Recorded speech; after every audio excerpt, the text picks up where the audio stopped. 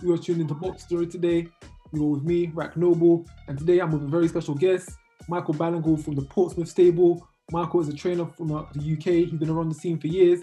And we're just going to talk a bit about the backstory and what he's been up to and some of the accomplishments that I don't think that everyone in the boxing scene has recognised. Mike, talk to the people. How you doing, people? How you doing?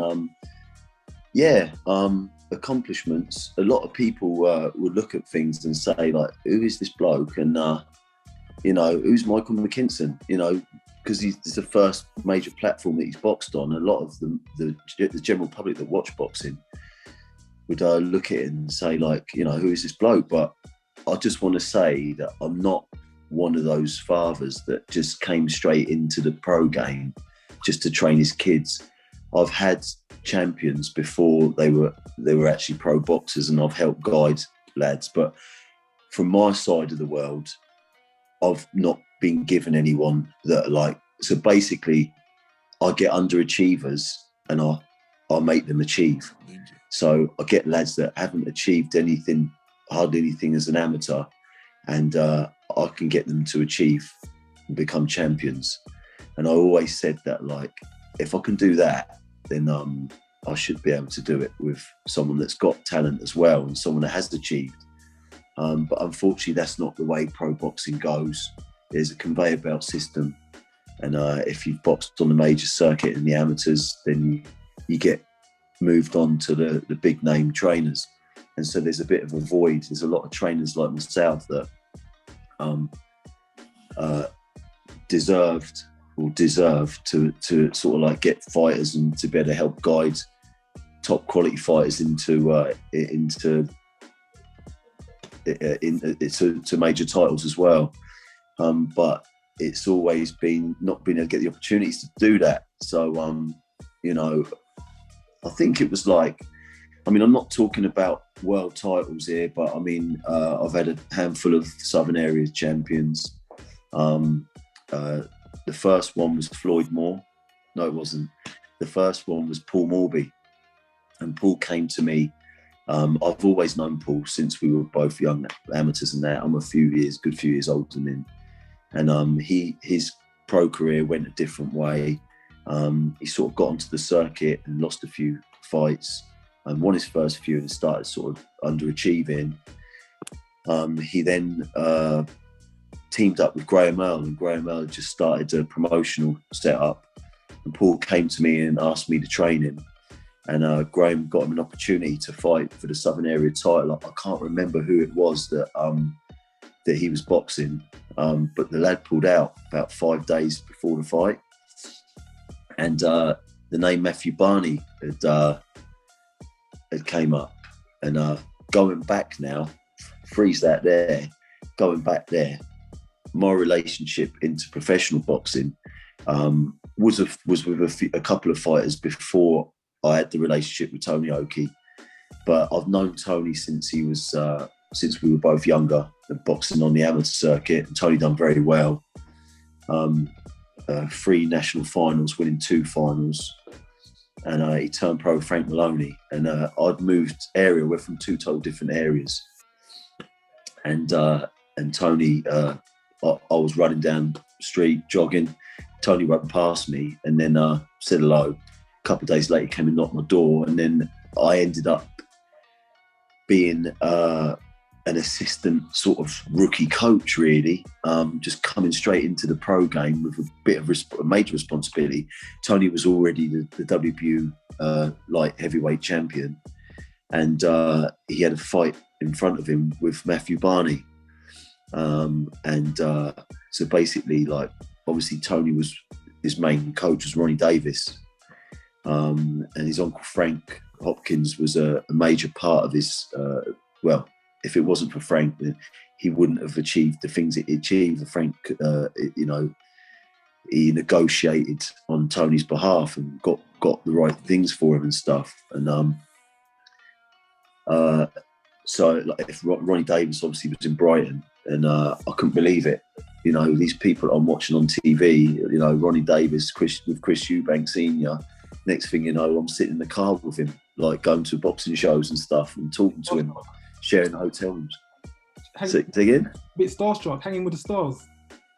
Well, that's the thing that you learn, really. Like at the beginning, starstruck would be the better word to say, but after a while, you know, sharing hotel rooms and having to share a bed top and tail, and Ronnie farting and stuff like that, it's like, you know, and it's like, you know, these people are normal, just ordinary people. They're human beings, and it's not good to be in awe of someone and to be starstruck if you're in the game, because somewhere down the line you could face one of these people, or you could be working with these people.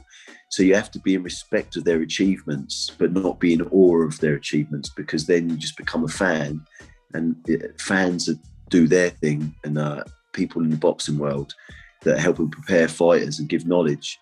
You can't be like that. You have to be in respect of people, not in awe of people.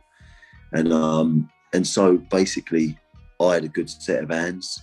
Ronnie had a bit of problems with his elbows and that, so I started doing pads with Tony and this, that, and the other. And then they'd make me do things like wake him up at 6 a.m, wake Tony up, take him for a run, and I'd ring Ronnie up. Yeah, I've done it, Ron. Yeah, no problems. Yeah, tomorrow I'll do this with him, and then we'll go to Brighton and he'd do his stuff over there, and I'd help out there. And so the first ever opportunity I ever got to be in a corner of a fight, and other people have done this as well, but at the time it was a massive thing. I was in my mid to early 20s, and it was against Matthew Barney for the WBU title. And being half Jamaican, my mum's from Jamaica, and being half Jamaican, one of the greatest ever, if not the greatest ever Jamaican fighter was Mike McCallum. And if I remember quite correctly, in the Mountbatten Centre in Portsmouth, Kev Saunders was training Matthew Barney, so they were in one side of the changing rooms or the corridor, moves on the other side, and there's me doing pads with Tony, and there's like Mike McCallum, the body snatcher. Do you know what I mean? Like, and so, you know, it's a lot, boom, being chucked straight in there. And unfortunately, Tony lost the fight. It was an arguable thing. Barney was quite clever in what he was doing. He was boxing and moving. When he got the opportunity, he let his shots go, and he tied Tony up. Just kept that rhythm going all the way through the fight, and he won the decision. Not the best way to win a world title, or a version of a world title, but nonetheless, it swayed the judges, and he got the decision. So in a way, it was disappointment in myself, because I was a part of that preparation. It maybe not the most important bit, but I was the cog in it, you know, being told what to do by the senior coaches and stuff. And I felt a little bit of responsibility. I was a part of it. So good few years later, now flashing back to Paul Morby, what had happened is we got offered Matthew Barney, and I didn't want the Matthew Barney fight. And but someone had told me that Matthew Barney had been training in or living in Canada, working. I thought, hang on a minute, if he's working in Canada, then by the time he gets over on the plane, he's going to be slightly jet lagged and disorientated, and maybe he's not really completely training over there because he's working. So there's a chance we could get him in a vulnerable position. So the matchmaker, oh dear. Hello, Rack. Yes, sorry, that's my bad phone. Yeah, so in a vulnerable position. So what I'd done was I waited about 5 days, then I accepted the fight. So it was sort of a shock to him. And by the time we got Matthew Barney in the ring, he wasn't the Matthew Barney that beat Tony Oki. So not taking anything from me. Take it, sorry? All advantages to your side. Of course, it's part of the game. Strategy in and out the ring. Going to give that's one of them. Yeah, and not taking anything away from Paul Morby, because he beat Matthew Barney and he done well that night.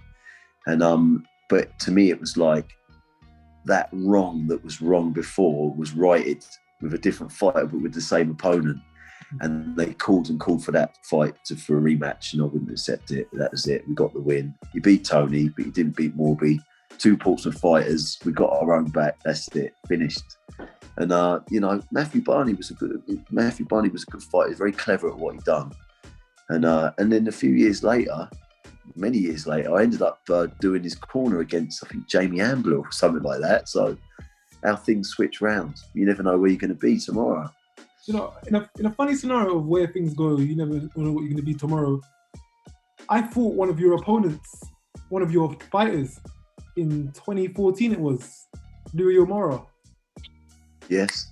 I fought one of your The opponents. Galway Express. Yeah. Then a year later, Yeah. we was training together in Turkey in Fethiye. Yeah. Yeah. After Fethiye, I was coming down to Portsmouth every other month to train with you guys. So yeah. This boxing It was quite funny. Yeah, it's quite funny, really, wasn't it? It's like we didn't know who was going out there.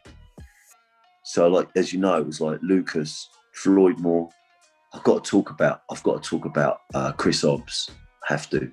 Don't see Chris that much, but Chris was an underachiever, and he was from a rival town of obviously Southampton. As an amateur, he's an underachiever, and but he came to me, and he gave me 100%, Chris, and Chris ended up winning the Southern Area title as well, and as an underdog, the people as the underdog. Yep. And the people, the people from his own town in the boxing game, in the professional boxing game, they completely writ him off and never gave him a chance. And he came to me and we won the Southern Area title. And that man's got balls, I'm telling you. And I was really proud of that. And, you know, these type of things, Floyd Moore was, he lost his debut against Johnny Greaves, the old veteran Johnny Greaves, and but I thought that I thought that Floyd was. I didn't think he was like really ready, to be truthful, but he sold loads of tickets, and you know, it just didn't go his way, so he lost. And when he was an amateur, Floyd had a 50-50 record. He had 32 fights, something like that. He'd won half and lost half. We'd only ever stopped 2 lads. And where he stopped them was just like throwing barrages of shots and the referee stepping in. It was just rushed. He was 19 years old and it was just rushed. I wasn't the manager at the time and I was a trainer. Just being in the corners with being on Friday night fight night and being the house second, being in the corners with like Ian Apper, Nicky Cook, he was with Frank Warren, but in Nicky Cook's corner, Colin Lyons, Oval McKenzie, Rendell Monroe. What did you say, sorry? Craig Watson. Yeah, Craig Watson. And obviously Tony Oakey as well. And me and Tony Oakey like that. Me and Craig like that. You know, we went on further than the fight. You know, he used to come down to Portsmouth, Craig, quite a lot. I used to go up to Manchester quite a lot. At one point, I lived in Manchester for a little bit and I was helping coach with Joe Pendleton in Northside Boxing Club and running up the old Dove Stones and that with the lads and stuff. So, like, I've actually completely forgot the reason why. There was a point that I was trying to make. So what I'm trying to say, what I'm trying to say is that, like, I started off from the junior school into secondary school, into college and into university. I've done it the right way. I've done it the way of the proper way. Coming into it just like wool, green, and just learning and working for Frank Maloney in the corners for 7 years and listening to the different tactics, the trainers, the things they say, the way they work with their fighters and stuff, you know. And then it took me from there, going to gyms. I used to spend a lot of time at the Shinfields gym in Derby. Used to spend quite a bit of time at the TKO as well, but certain times. And obviously, like the Henry Cooper's gym, that was before the TKO, was in Canning Town, at the Old Kent Road, Maloney's Fight Factory. So I used to be up there quite a lot. So it's all about getting the lads and putting the diesel in and driving and staying and training with different people, getting the experience, learning, seeing how people do things completely different than other people and why they do it differently, you know, and having like I was watching a documentary on Bruce Lee yesterday, and Bruce Lee was very successful because he had an open mind to things, whereas like the martial arts world were just like, no, just us. No, it's jiu-jitsu. No, it's not. It's karate. No, it's not. It's Wing Chun. No, it's not. It's this.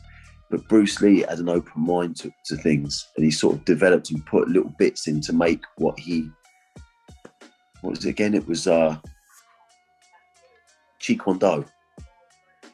That's what his way of things. So, you know, you're taking little bits from other places and just making your own mind rather than just being set. Like, so I haven't been trained by one person. My knowledge has come from all different places, and just I make my own mind up, you know. So I think that's important. No, I definitely agree on that. I can definitely see, because from what you've done in your time, you've been training with, well, you've trained Southern area champions, British champions, European level champions, to intermediate world champions, even up to full world level title challenges. You was out in Tokyo with Rendell Monroe when he fought for the WBC title. So this wealth of knowledge over the 7 years. You've gone to primary school, secondary school, college, university. You've taken all of the steps. And now that you've got your team that's ready and set around you, they've got a full knowledgeable guy. I described as one of the best coaches in the UK, but with the low profile, because you've done it all. You hear all the top names all the time. You've done what they have. It just hasn't been as widely broadcasted or televised. You've been behind the scenes. This world has changed for like this social media stuff, and you know, you got to get the pictures, you got to get the likes, you got to get people looking at you. But that, like, to me, Michael Mckinson, for instance, I can use him as an example now because he's on his way, and to me, really, he excels himself. I don't need to tell him to do this or tell him to do that, or, you know, try and get in the picture and say, no, let me say this for him, let me say that for him. He's been around boxing since he was a little kid in the changing rooms, you know. And I can remember, like, obviously David Hay as well. I've been in David Hay's corner, handing up, like, literally done it all. Haymaker Promotions, the John Ruiz fight. I was handing up in the John Ruiz fight. Also Monty Barrett as well. Thomas Bonin. I got in the Ring magazine, photograph in the Ring magazine, like in the corner there. Like, but like, yeah. So I can remember loads of people. It was on the Maloney show, and David A boxed, and I had Michael. He was at ringside and he was watching, and he wanted to get an autograph, but this changing room was just packed. I remember we were like waiting to try and get it, just couldn't get anywhere near him, sort of thing. So we never got an autograph that night. Other people did, but it was like, come on, we got to go. It was never going to get in there. And the security was like, let's go. I thought, hang on a minute, I was in the corner. There you go. We're like, but yeah. So, and I can remember as well when Floyd Mayweather came to the Peacock gym, and we're from Portsmouth, so we're not from London. We got to travel, and I thought, I'm sure I could get in there because I know a few people there. You know what I mean? And there was hundreds of people there, and it was a hot day, and they were letting in like a few, and then locking the doors, security, and all that lot. And I remember, like, Ian Apple was on the other side of the glass. Jackson Asuku was there as well. Jackson Asuku, and it's like, what are you doing? What are you doing over there? Oh, no, come on. Like, he had a word with the boys on the door and got us in. And we stayed there. We watched Mayweather train for like, it was like 2 hours. It was boiling hot. But them kids were sitting there. Them photographs, you see like famous people that are famous now there that weren't at the time. And if you look carefully, you can see Michael Mckinson there and Lucas Ballingall there. You know what I mean? They were there.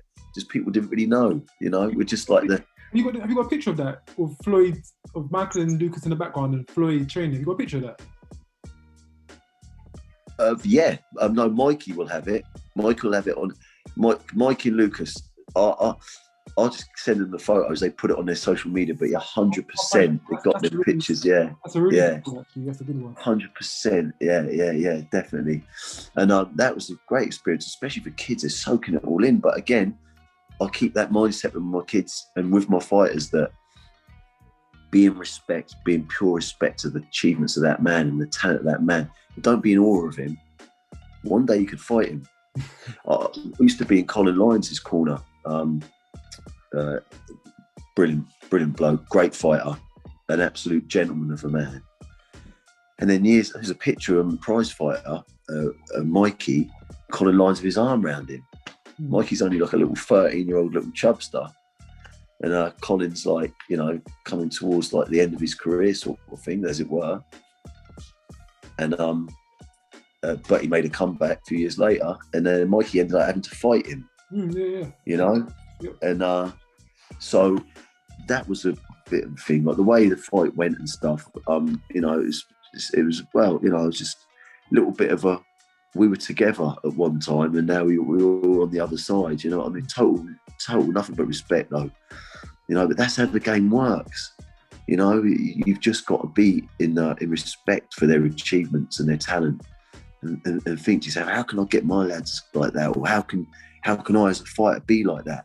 You know, it's just nice just standing in the background and watching your fighter achieve, and watching him being interviewed and stuff on major TV, and just sitting back and thinking, that's my job's working there. Do you know what I mean? It's all working. You know, they don't need to be in the front. You've had, so of course we've seen the success. I think Mikey's had the biggest success so far of your current stable. You've had the experience from Southern area level to world level. You've been through this educational system of boxing. What's your current team and setup looking like now? Because of course behind every great fighter and every great coach, there's a team that's backing them up. Yeah, man. Yeah. So my team sort of changed through the times from the beginning, and the people come and go. But I'm now got like a good team with me. Excuse me. So I've got Gavin Jones, who's 100% reliable, and loves the sport in and out. Where he's been with me for quite a while, he can see something and then talk to me, and it's exactly the same way that I can see it, you know. And Miles as well, Miles Harding. Miles has been on board coming up 3 years, I'd say now. Maybe a little bit more than that. You'll have to correct me on that. But we all get on really well, and they're very reliable, you know. If they're there, if they can make it, they're going to be there, you know. And we're all in this together, and we're all getting the buzz together and the achievement together. So it's great. There's not, as a team, you all have to be able to work together. You can't have oddballs going, oh no, it's got to be like this, it's got to be like that, you know. And we all work together. Like Tony Oki was with us at one point, and like it was a special thing, you know. Like I'd been with him through all of his career, really, in the background, sometimes in the front, but in the background all the way through. And it was a special thing that he was on the team, but unfortunately he's got other things that he's other priorities to deal with and stuff. So sort of come away sort of thing. But yeah, there's been a lot of people in the background that have helped out with the gym and stuff, sponsors, you know, just regular people that have trained with us and that have got their own businesses and helped out, especially with like Michael's career at the beginning, boxing in Belfast and that. And I can't forget the help that I've had from the Irish people with Belfast, like with Mikey's career and with some of my other fighters as well, and with myself as well. I've got a great, what's the word? I've got a great friendship with a lot of lads over that way. And obviously my missus is from Belfast as well. So going over there quite a lot and stuff. So, but yeah, so I've had a lot of help, you know, and I think it's good to talk. It's good to link up with people. The more links you've got, the more help you can get, help each other out. I'm working with a big setup in Italy at the moment and that as well. So hopefully be getting more fighters to fighting over there, and especially with the restrictions that's going on.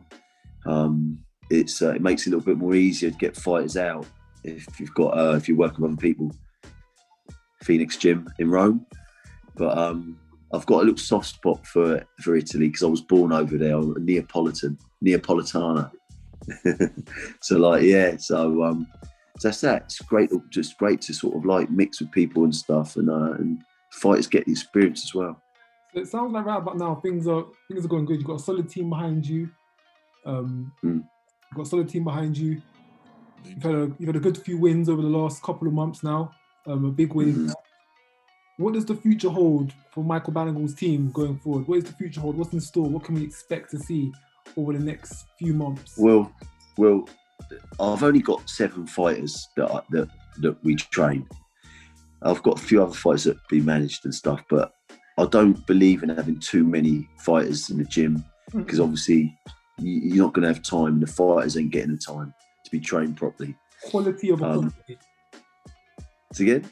Quality over quantity, right? Yes, yeah, quality over quantity, exactly. And so like if I was to get any fighters, I'd only really be able to have room for maybe 1 or 2, and that'd be it. But they'd have to be top quality. Do you know what I mean? One thing I'd like to say is that there are good fighters out there that don't win national titles. But if they were given that little bit of a kick, that little bit of a help, could end up being on that setup, end up being on GB. And Michael was one of those fighters that he got to national finals, got to national semi-finals, but we were always training out of gyms that never had a lot of success. Whereas the lads they meet in the finals, like for instance West Ham, it's just everybody in that gym is a national champion. They're all bouncing off each other. So that I felt that's what Michael was lacking as an amateur. He had everything else, but he needed that little. Maybe if they said, "I'll tell you what, you can go up to the GB setup and train up there for like 6 months," it would have made him that next level fighter. And I always used to say that, like, if they had like a setup that lads that got to finals that weren't quite ready to do it, and they had like a B team, but I believe I've been told that's what they do now. They have like 3 sections. I might be wrong, but they've got 3 sections. They've got like the main team, and they've got the team underneath that, and they've got like the ones that get to the finals, the ones that, not quite make it. You put those lads or those girls into the setup with the top fighters, you're only, if you've got that mentality about you, you're only going to like get to that level as well, So, of course, in the amateurs, Mikey did all right for himself, didn't do bad, showed that he can fight, but never quite just got it there. In the pros, got to a whole nother level. What do you think has been the key difference between the amateurs and the pros that's allowed him to step up so much and have the success that he's had? Well, the thing is, when Michael was an amateur, obviously the main thing was to be able to box for England, GB, and go all that sort of way. But like, unfortunately, also, the main interest was to be a professional boxer because he'd been around it all of his life growing up as a child. It was like, when things didn't happen right, I used to say to Mikey, look, this is about experience, for the bigger picture. And to me, the bigger picture was in the pro game. To me as well, a lot gets shown more, like, from your very first amateur fight. And this is not taking anything away, because it's obviously a lot of top fighters from the amateur setup become top class pros as well, because they've got that ability to learn, pick things up, the boxing IQ. But it's 2 different sports. From your very first fight, you're doing 3 rounds, and to the Olympic finals, you're still only doing 3 rounds. You can do 10, 20, 50 rounds of training and sparring a day, but you're still only doing 3 rounds. And 3 rounds isn't enough to test someone's heart and test someone's soul. That doesn't get found out. You could have had 200 fights and not know anything about that until you become a pro boxer. And I can remember the other day, you get young fighters and they're training, they're sparring, they're getting ready to have their debuts, and they get in with a lad that's like a man. He might not have won many fights, but he's a journeyman. And he gets in there and they're throwing all the shots at these mature men, and the men are taking the shots and firing back, and these young nippers that are classy, they're getting out of breath and getting, whoa, shit, I'm not knocking him out, oh God, and it's like, this is the difference. Congratulations, today you've just learned, you've graduated into the professional game, you've now been christened, and start to understand. Your body's going to start developing. You're going to become a man. You might be talented and you might have won loads of national titles, but this is now a man's game. It's a serious sport where the rounds go on longer. People are hitting harder. You can't be putting sweatsuits on, getting into like baths and dehydrating, because you could die in the ring. And this is the reason why the boxing board are so strict with all the measures that they do, and the brain scans and the check weighs and all this, that and the other, because they've had people die. You know what I mean? It doesn't happen in the amateur game. Well, not much. It's very rare. It's 3 rounds. They can do this sort of stuff. It's only 3 rounds. It's over. But this is like 10s and 12 rounds. And imagine in the days years ago when it was like 15 rounds of fighting, you know, like the hagglers and stuff like that. You know, dangerous, very dangerous. And people think you can go straight into from amateur boxing and straight into pros and be a know-it-all. And it's a know-it-all, know-nothing, because you need. I personally believe, and call me old school, like I may not look that old, but I was a trainer from a young sort of age in pro boxing, so I've been about quite a bit, and I believe that whenever you go into anything to learn something, you have to have mentors that have had the experience to pass that down from the game they're in. You can't have a tennis mentor mentoring you about boxing, you know, or, you know what I mean? You have to have that specific person teaching you and telling you, you know, sort of thing. It's like Freddie Roach was with Eddie Futch. Do you know what I mean? It's like great. You know, he's had a man that's been with some of the best fighters in history training him. You know what I mean? So I'm not being funny. If I was a young lad, I'd want to go to that bloke. He's being fed down vital information and vital knowledge being fed into him that he's going to feed into them people. You know what I mean? And mate, honestly, it's a total different game. You can tell fighters this, but it's not until they get in that ring and start understanding. You could have had 397 amateur fights. Don't mean shit. You know what I mean? Doesn't mean shit, mate. It's 3 rounds. That's it. That's my opinion. I could be wrong. People might think, what's he talking about? But that's my opinion from my experience anyway. Well, you're doing something, right? You're doing something with the knowledge that you're possessing, so I wouldn't say it's too far off. But it sounds like, you've had a solid history, a solid foundation of boxing. Right now, you've got a great team around you. You've been working with it for some time, and the future's looking bright for Ballingall's boxing gym, Ballingall's boxing stable. Is there anything you'd like to say to the people? Any last words you'd like to say to the people, or to let them know? Just keep putting us at the B side. Okay, keep finding ways of us. We're not going to win, and it just gives us the power to just come through every time. You know, one thing I'll say is a lot of these fighters respect to Chris Congo, because that lad will go on and win titles 100%. He's a good kid. That's why there was a lot of waiting about, because Chris Congo's got a boxing IQ. He can punch, but he's got a boxing IQ as well. You know, so you know the boxing purist would understand. You know, you can't just go diving in against a lad like that. You know, and there was a lot of respect on both sides. Listen, both fighters wanted to win 100%, but they both respected their IQs. And nobody wanted to give anything away, you know what I mean? So there's a lot of thinking involved in that fight. And Chris Congo's got a good brain. He'll go on and win titles. That's just a little blotch. Don't worry about that. There's a reason why Mikey and Chris were the 2 most avoided welterweights on the scene for the last few years, guys. There's a reason why Chris wasn't able to get fights for so long.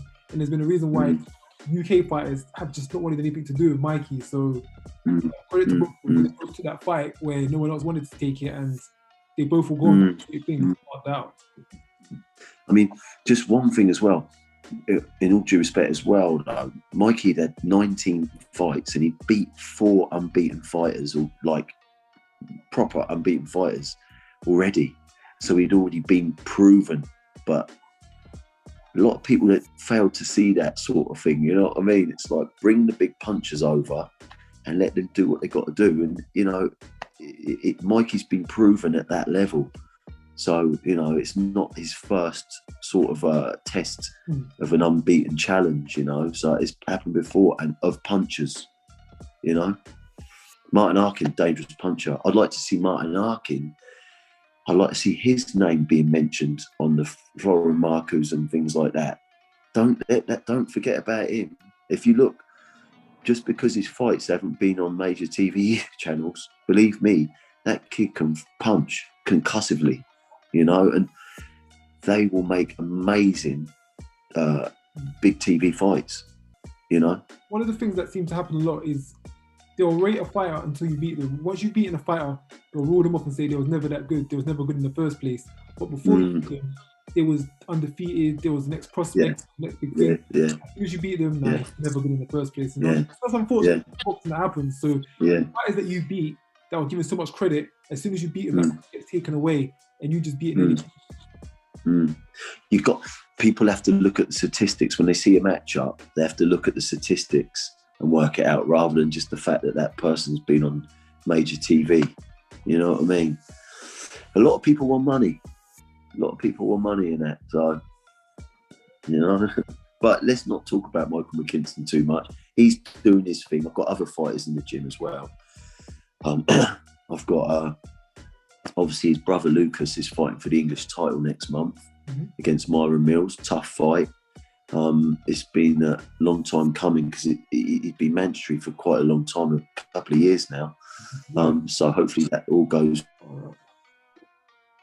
Yeah. So of course you've got a female fighter in the stable, your first female star in the Portsmouth stable. Tell us a little about this. Well, first of all, I want to get something right. Her name is actually Ellis Booth, not Ellie Booth, Ellis Booth. And she didn't want that name to be used when she went for her license. And I said to her, Ellis is a great boxing name, you know. Now she wishes that she was called Ellis because there's too many girls called Ellie. But anyway, so making a bit of history from Portsmouth, I think it might be Hampshire as well, our county. She's the first ever, when she steps into the ring, she'll be the first ever female professional boxer from our area. So there's a bit of history there.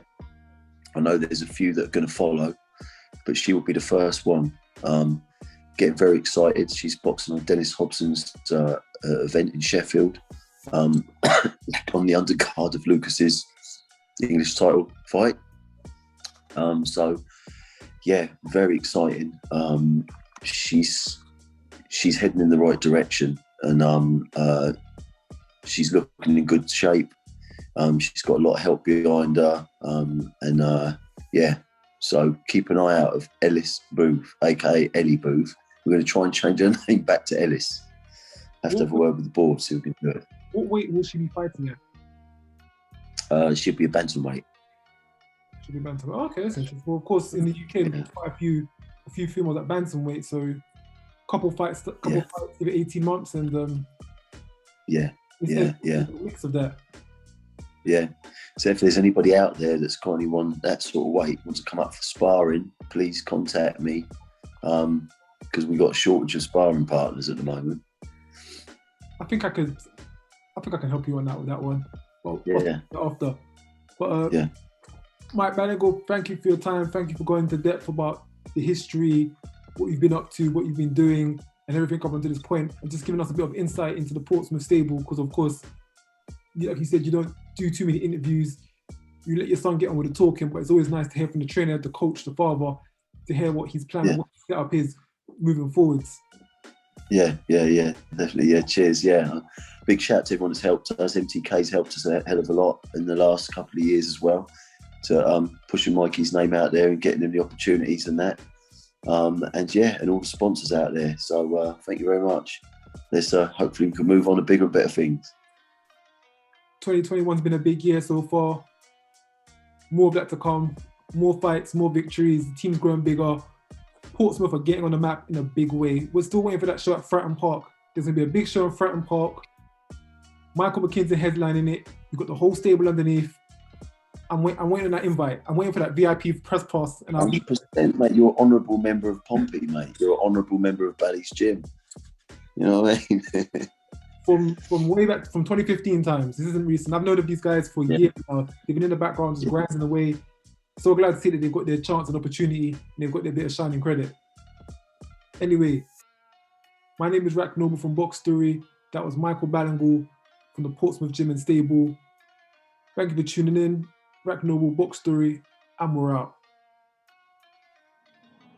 Ninja.